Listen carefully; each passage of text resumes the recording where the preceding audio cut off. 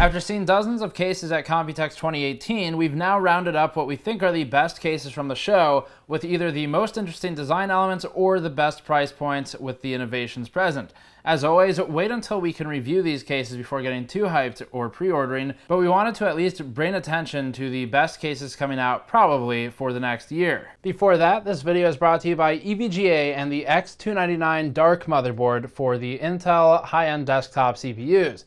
The X299 Dark is one of the only motherboards on the market with proper VRM cooling.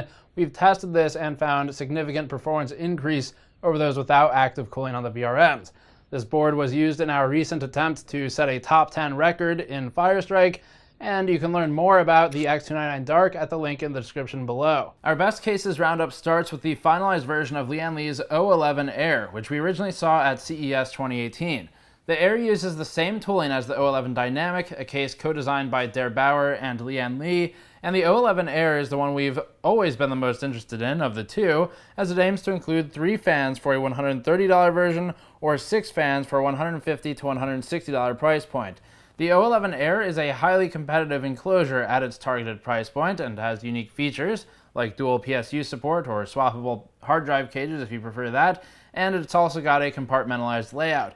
We found the original O11 Dynamic to be easy to build in, of good proportions, and of excellent performance when tuning for the fan mounts present. The Air will allow for fan mounts on the sidewall, the front, the top, and the bottom. Lian Li is going for a high-quality build material and high ventilation focus with airflow through its grilled design. We're interested to review this one as soon as it's in, and we found the O11 Air to be the best in show case for Computex 2018.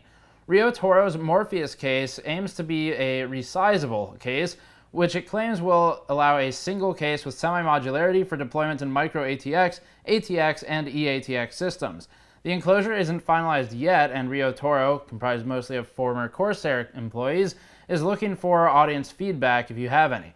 Presently, the case can fit eATX at max height and micro ATX or ATX at the minimum height. The motherboard is installed in inverted layout. Fan count is looking like one included RGB fan with potential for an 80mm fan, though we don't encourage this particular decision, and everything else is still up in the air. The case can fit 280mm radiators presently in the front or bottom, and can fit just an 80mm fan in the rear.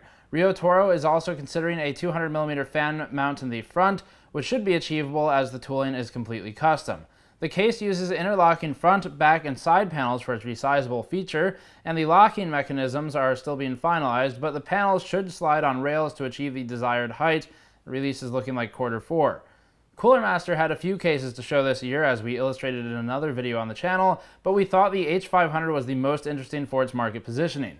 The case will ship with mesh as the default configuration with an acrylic panel as a swappable option, and it aims to bring down a smaller version of the H500P mesh, a case that we highly praised, to the $100 price point. For a $50 price cut, this is an excellent way to offer more budget-minded builders a similar case to what we think is the flagship H500P case, the H500P mesh. It's still shipping with 2 200mm RGB fans, a mesh front, and will be slightly downsized with a few features removed. Given the price drop, we think this is worth keeping an eye on for our future reviews. As an honorable mention, Coolermaster also had the SL600M on show. This one will get some design revisions that'll improve the top panel exhaust cover in the future, namely by offering a slightly raised position for better exhaust ventilation. Users can also remove the panel to expose mesh. If you're wondering why the panel on the front is closed, it's because the bottom has substantial distance from the ground, and it's got 2 200mm bottom intake fans. It's a callback to the RV02 in some ways. The case also has a silence focus, hence it's blocked off front and back panels, but more on this one later. Cougar's Gemini X was the most interesting showing from this particular company. The case fits 2 simultaneous systems, one mini ITX and one full ATX, and can be laid on its side or positioned upright. Dual system cases are always interesting, if less practical, and we think the Gemini X at least deserves to be noticed, even if briefly, and that's because of the price. There will be no included fans with the Gemini X, trying to drive down price a bit, relying instead on users to provide their own, and radiator support goes up to 240mm on the top and bottom of the ATX side. Airflow is oriented top to bottom, with paneling featuring 4mm thick aluminum and 5mm thick glass. That is where the price comes in at $900, and it's available in Q3 or 4 if you feel like you have the money. Raijintek also had a few interesting enclosures, but we thought the Raijintek Ophion and Ophion Evo MITX cases were the most noteworthy. The Ophion will ship at $100 or $200 for the Evo version and will be made of custom tooling with perforated finishes on the side panels. Ventilation looks potentially decent on these, as the tempered glass panels were only here for show. Raijintek also had a massive case on display, capable of fitting 4 to 5 480mm radiators, depending on final concept. This is the Enyo case, an EATX Goliath that is less practical than any other one on this list thus far, but at least it's interesting. SilverStone's SG14 might sound like a familiar case. The company attempted to launch this years ago, but never managed to bring it to market. Since then, SilverStone has completely refactored the case to the point of even flipping it to serve as the LD03 Mini ITX Mini Tower that we looked at recently. The SG14 is small, ultra lightweight, and will target a $30 to $40 price point. The case leans on mesh for airflow and remains true to the small form factor format. As a budget option, the SG14 looks promising for small, portable home theater PC builds, and its thermals should perform reasonably provided the user installs a decent cooling solution. We also wanted to point out the CS381 by SilverStone.